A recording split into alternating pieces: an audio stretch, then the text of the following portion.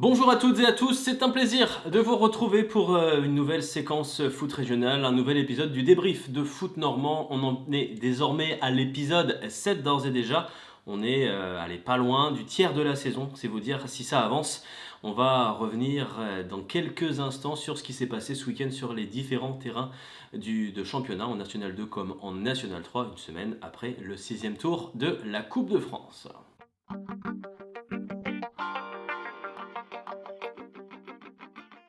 Et on ouvre cet épisode par une partie National 2 où il est question des 3 rencontres de nos représentants. La réception par l'US Avranches de Saumur, le déplacement de l'US Granville du côté des Voltigeurs de Châteaubriand et la réception par l'AS Villers en quête de son premier succès à domicile en championnat de Fény-Aulnois.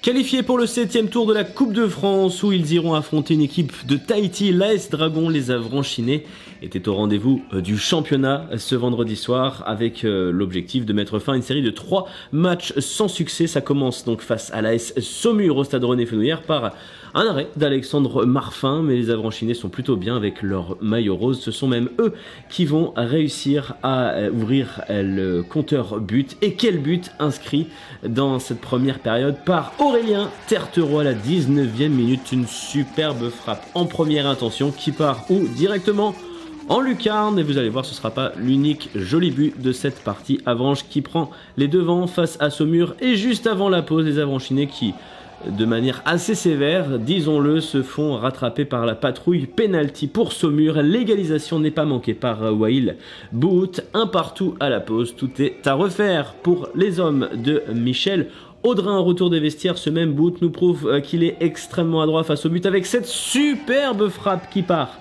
en pleine lucarne, battu en fin de première période et en début de seconde.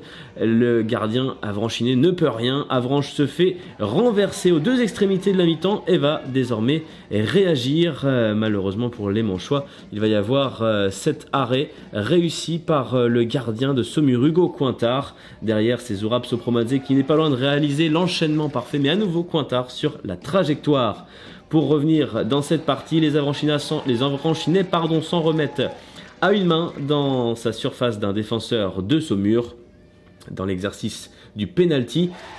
Noah Mupemba, à la 88e minute, réussit à remettre les Avranchinais à flot. On se dit alors que les Manchois vont décrocher au moins le point du nul. Ils ne vont pas retrouver la victoire, certes, mais vont au moins ramener quelque chose de cette 9e journée. Finalement, en toute fin de partie, quelques instants plus tard, la défense de Saumur oublie complètement Jean-Pierre Thierry qui vient marquer dans une ambiance géniale le but du 3-2. L'US Avranches qui s'impose sur le fil en renversant Saumur en toute fin de partie. L'US Avranches qui retrouve des couleurs.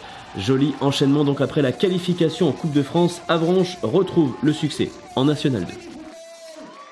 Les joueurs de Mathias Jouan doivent réagir s'ils veulent s'extirper de la zone de relégation. Et les choses vont bien débuter, puisqu'avant la 20e minute de jeu, il y a ce penalty obtenu. Michael Latour qui s'élance pour le transformer. Mais c'est repoussé une première fois par le gardien et conclu par Michael Latour en 2 temps. Ouverture du score de l'US Granville. Alors que le gardien avait fait le plus dur. Michael Latour qui a bien suivi permet aux siens de prendre les devants. Châteaubriand qui se porte désormais à l'attaque avec ce petit numéro, le centre-tir et cette frappe qui est contrée et qui vient tromper le malheureux gardien. L'égalisation de Châteaubriand et Paul Rollet qui est pris par le contre. Quelques minutes plus tard, on va retrouver Akibouli qui va inscrire le 2e but de cette frappe en première intention. 39e minute de jeu et c'est Châteaubriand qui renverse la rencontre et qui reprend un but d'avance. Au retour des vestiaires, il y a ce coup de casque de Kelly Irep pour égaliser sur un coup franc très très bien tiré. Et le coup de tête puissance pleine de rage pour les Granvillais. De partout donc. Mais c'est une histoire de coup de pied arrêté décidément. On entre à peine dans les 5 dernières minutes de jeu. Le corner est tiré au premier poteau et c'est Lemouya Goudiaby qui redonne l'avantage à Châteaubriand. Le score ne bougera plus. C'est une nouvelle défaite pour les Grands-Villers. L'AF Villers qui doit retrouver des couleurs après la gifle reçue face au FC Fleury, 4-0 et son élimination à domicile face à l'US Avranches en Coupe de France. Les Villersois qui sont bien dans la rencontre et qui auraient pu ouvrir le score sur ce cafouillage. En seconde période, c'est Gaëtan Boiroux qui sauve sa défense avec cet arrêt magnifique sur cette reprise suite à un coup franc. Quelques minutes plus tard, on se demande encore comment l'AS Villers n'a pas ouvert le score sur cette action. Il fallait avant tout ne pas prendre de but, se rassurer défensivement. C'est chose faite pour Villers. Score nul et vierge, 0-0. Quelles sont les conséquences des résultats de nos représentants normands sur le classement? Évidemment, on y intègre les résultats des autres rencontres de formation n'appartenant pas à la région. Quel est donc le 10 classement après cette nouvelle journée de championnat et quels sont les prochains matchs au programme? Eh bien, on voit tout de suite ça en images. Et on conclut cette partie Nationale 2 avec le bilan de la 9e journée. Les résultats marquant bien évidemment la nouvelle victoire de l'US Saint-Malo à domicile contre Dinan-Léon. 3-0, le match nul de Bordeaux du côté de Bois. Encore le nul également de Saint-Privé-Saint-Hilaire face au Bourges Foot 18. Au classement, c'est toujours aussi marquant devant l'US Saint-Malo, en tête avec 3 points d'avance devant Saint-Privé-Saint-Hilaire et surtout 8 points d'avance déjà pour les Malouins face au 3e de ce classement, les Herbiers. L'US Avranches-Joyer est 6e, ça va plutôt mal pour l'US Granville qui ne décolle pas et qui commence à être sérieusement distancé par le premier non relégable Locminé. Il y a 6 points d'écart entre les Corsaires et le 13e. Il sera donc important la semaine prochaine, vous l'avez compris, pour l'US Granville en déplacement à Locminé de s'imposer tout simplement avant de recevoir le Poiré-sur-Ville. l'US Avranches recevra Châteaubriand pour tenter la passe de 2 dans le groupe C. L'AS Villers qui prend un nouveau point dans ce championnat mais qui ne réussit toujours pas à retrouver le chemin de la victoire. Vous avez l'intégralité des différents résultats du week-end qui nous donnent ce classement. Le FC Fleury est seul en tête devant le FC Balagne qui compte néanmoins un match de moins. Bobigny est 3e de ce classement. Avec la possibilité donc de faire un joli coup. L'AS Villers est désormais premier relégable malgré ce point pris. La victoire d'Agno ce week-end qui fait la différence. Les Villersois qui tôt ou tard vont devoir retrouver le chemin de la victoire et ce sera pas évident, on vient d'en parler. Bobigny est sur le podium et ce sera précisément à Bobigny qu'iront les Villersois lors de la prochaine journée. Ce sera la semaine prochaine. C'est la fin de cette partie Nationale 2. On ouvre tout de suite le chapitre consacré au N3.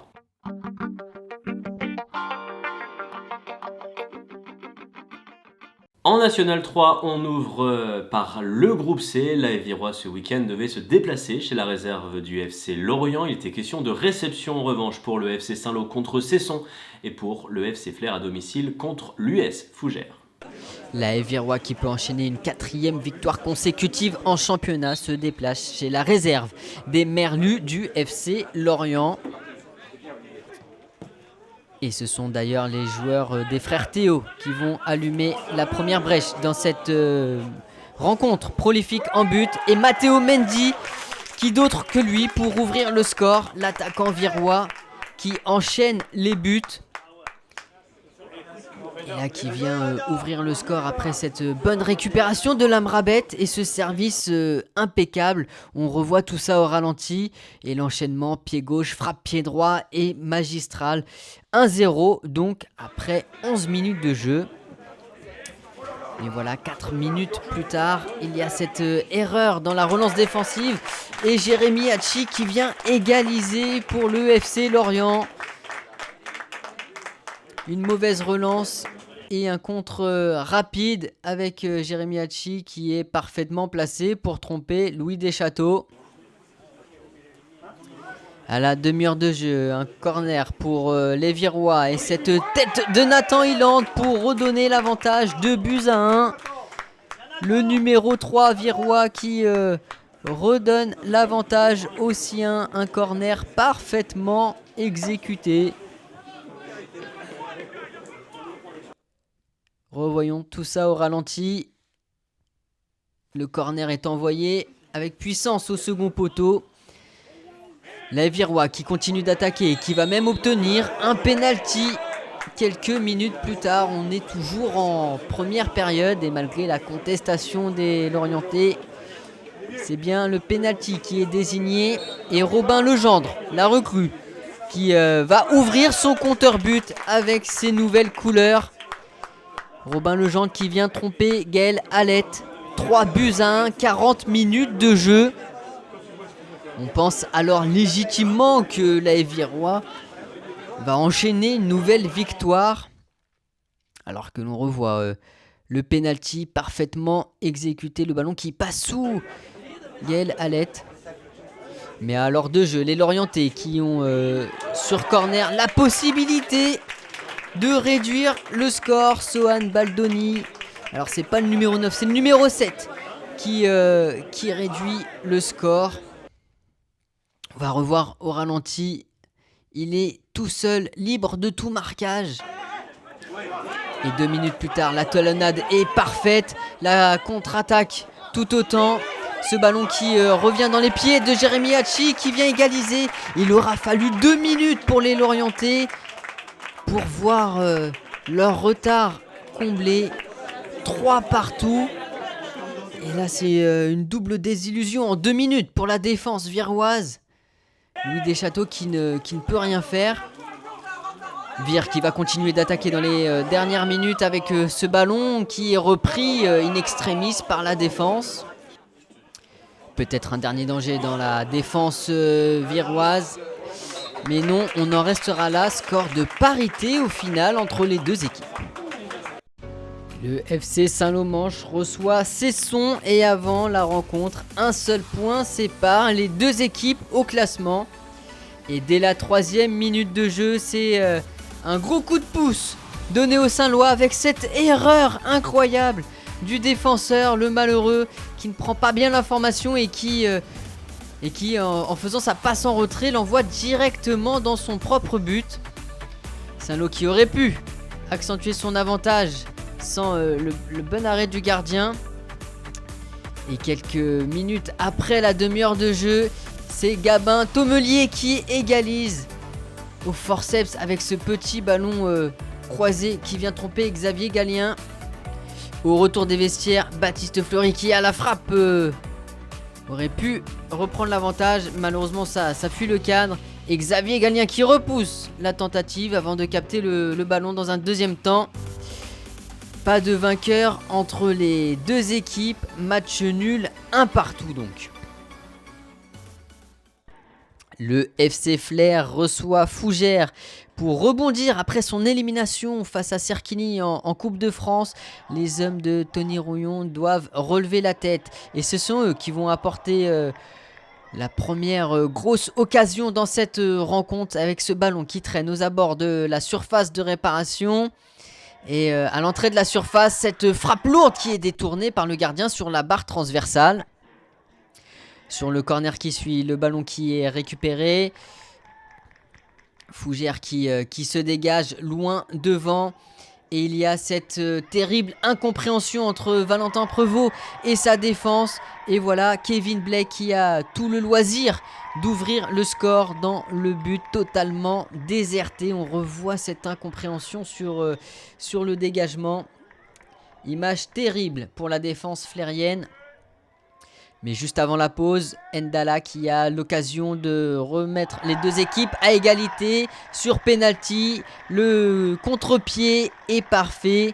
Un but partout.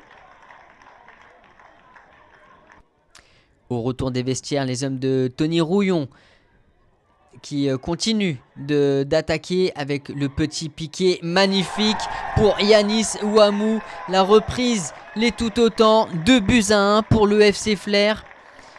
On revoit le petit piqué de Morgan Ardouin et la demi-volée qui vient tromper la défense bretonne. Morgan Ardouin que l'on retrouve au coup franc, s'est déposé sur la tête de Corentin Lemaire qui vient donner un bol d'air frais. 3-1 pour les Flériens. Le centre est magnifiquement déposée et la tête est parfaite. Oui, mais voilà, la rencontre qui n'est pas terminée. Les Bretons qui ne s'avouent pas vaincus et qui vont réduire la marque à la 87e minute de jeu. Peut-être de quoi faire douter les joueurs du FC Flers. Mais il n'en est rien, ce sont bien eux qui continuent d'attaquer dans les dernières minutes de la rencontre. Toujours sur ce côté gauche, la frappe qui est détournée par le gardien et on retrouve une nouvelle fois Morgan Ardouin pour mettre ce 4e but et sonner la victoire du FC Flers. Victoire importante pour les hommes de Tony Rouillon qui peuvent relever la tête après 2 défaites consécutives, toutes compétitions confondues. Vous connaissez nos bonnes habitudes concernant le groupe D, celui à dominante caennaise. Ce qu'on vous propose une nouvelle fois, c'est un pêle-mêle de ce qui s'est passé sur les différents terrains, qui sont les gagnants, qui sont les perdants. Voici la réponse en images. Les Postiers reçoivent le CMS Wassel qui reste sur 4 victoires consécutives et qui pointe à la 2e place de ce championnat de National 3. Et ce sont les hommes de Dramandine qui vont allumer la première brèche avec cette frappe bien captée facilement tout de même par Laurie Levionnois. La réaction des jaunes avec cette frappe magnifiquement détournée et captée en 2 temps par Axel Temperton. La réponse de Wassel et la réponse de Laurie Levionnois qui est tout aussi vigilant sur sa ligne de but. En seconde période, c'est une nouvelle fois sur corner que Wassel apporte le danger. Il y aura bien la réponse caennaise. Mais cette frappe qui manque le cadre.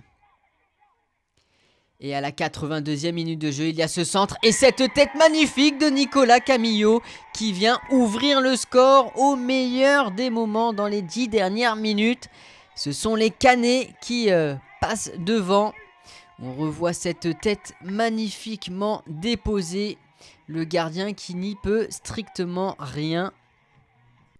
Il y aura bien un dernier corner pour Wassel. Mais le ballon qui est dégagé et c'est bien une victoire pour l'AS-PTT Caen, une victoire très importante pour les hommes de Laurent Dufour.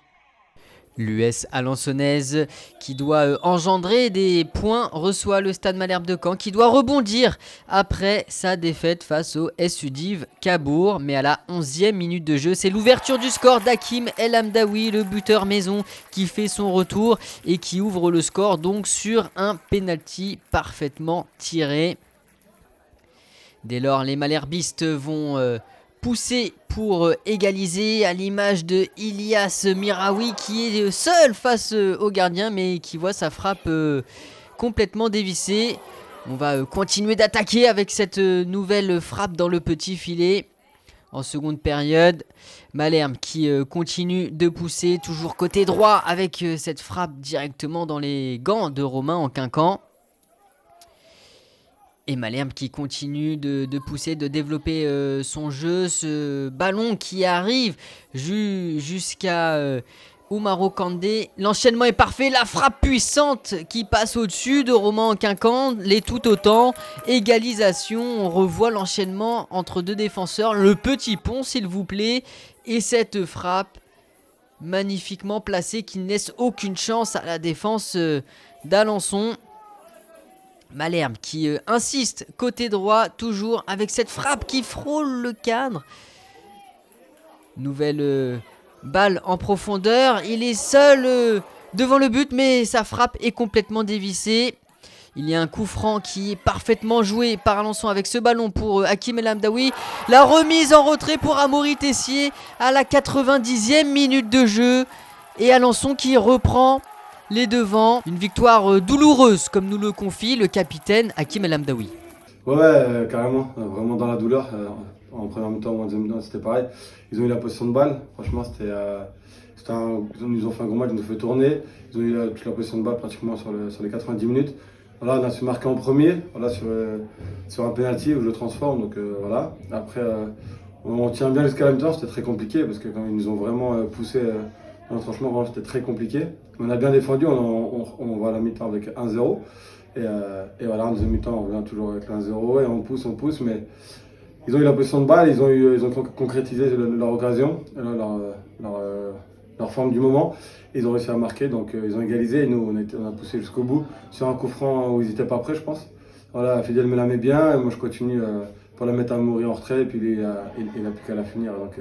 Donc très bien, très grosse victoire, je suis très content du groupe ce soir. Le SU Div Cabourg reçoit l'Avant-Garde Cannes qui arbore un nouveau maillot extérieur, bien entendu, et ce sont d'ailleurs les visiteurs qui donnent le coup d'envoi de cette rencontre, de ce derby bas normand. Et c'est les joueurs du duo Philippe Clément, Julien Le Pen qui vont se procurer la première occasion avec Alban Bécombo qui voit sa tête fuir le cadre. Et une deuxième fois, c'est sa reprise qui fuit le cadre. Mamadou Kaloga qui centre pour Dembadia et la reprise est facilement captée par Tristan Piqueux. Il y aura une nouvelle occasion avec la tête plongeante de Mamadou Kaloga qui fuit le cadre. Romain Gossenet qui va s'essayer au coup franc et c'est détourné par le poteau. Div qui va continuer d'attaquer, qui est sur un gros temps fort.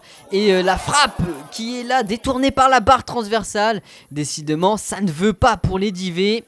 En seconde période, il y a ce coup franc Divé et cette relance et ce contre rudement mené avec Jean-Marc Hachi à la baguette. Qui vient centrer pour la tête de Mamadou Kaloga. La claquette de Tristan Piqueux qui ne suffit pas à détourner le ballon. Et c'est l'ouverture du score des visiteurs. La Gécamp qui ouvre le score à Heurtemat. C'est la sensation de la soirée avec Mamadou Kaloga, la recrue de dernière minute qui vient inscrire le but. Et Alexis Jeanne qui a l'occasion d'égaliser. Mais voilà, les Canets qui vont tout donner jusqu'au bout pour obtenir quelque chose dans cette rencontre, à l'image de cette chevauchée. Mais on en restera sur ce score de 1-0 pour la Gécamp. Une belle victoire, la première victoire sur le terrain pour les hommes de Félix Legras.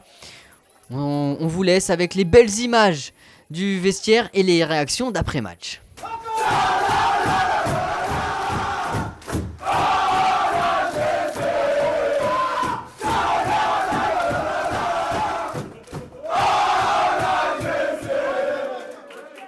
Ouais, c'est un retour gagnant, on a beaucoup galéré. C'est vraiment notre première victoire. Et franchement, on s'est bien battu. On a écouté les consignes du coach. Et ça a payé et puis voilà. Le seul souci qu'il y a eu, c'est qu'on n'a pas réussi à marquer, notamment en première mi-temps, mais après aussi en deuxième mi-temps. Quand on est amené à pousser comme ça et que derrière, après, on concède des contres, bah, c'est le jeu, mais c'est frustrant parce qu'on a vraiment la possibilité de marquer en première mi-temps, en deuxième aussi. Et après, comme je disais, on s'épuise à faire les efforts pour récupérer la balle, après pour remarquer derrière. Donc, Une contre-attaque. Et JM la centre et je fais une tête croisée. Je pense qu'elle a été un peu trop puissante. Le gardien il l'a aimé dans ses buts, mais bon, tant mieux, c'est mieux pour l'équipe et je suis content. Il reste une équipe normande dont on n'a pas encore parlé, le dernier représentant de National 3, seul dans son groupe E, le FC Dieppe, qui ce week-end se déplaçait chez l'USPI de Cassel. Voici ce qui s'est passé pour les hommes de Djilali Bekar ce week-end en championnat. Les Diepois qui veulent renouer avec la victoire se déplacent au pays de Cassel. Et ce sont les hommes de Djilali Bekar qui, à la demi-heure de jeu, vont trouver la faille par l'inarrêtable Orhan Sertoglou qui n'en finit plus de marquer. C'est son 3e but cette saison, le 2e consécutif. Bien lancé en profondeur, le numéro 9 des Harans qui ajuste parfaitement le gardien. C'est imparable et ça fait 1-0 pour Dieppe. Puis 2-0 grâce à Florian Vasseur qui reprend victorieusement cette tête pleine de puissance, libre de tout marquage. Il lui en faut moins pour tromper le gardien. Au retour des vestiaires, le score qui aurait pu s'alourdir avec cette frappe bien détournée par le gardien adverse. Et puis en toute fin de rencontre, sur un contre éclair, c'est Jason Jacqueret qui va se présenter seul face au gardien, l'éliminer et conclure dans le but vide. 3-0. Une belle victoire pour les Diepois qui vont pouvoir respirer et reprendre confiance.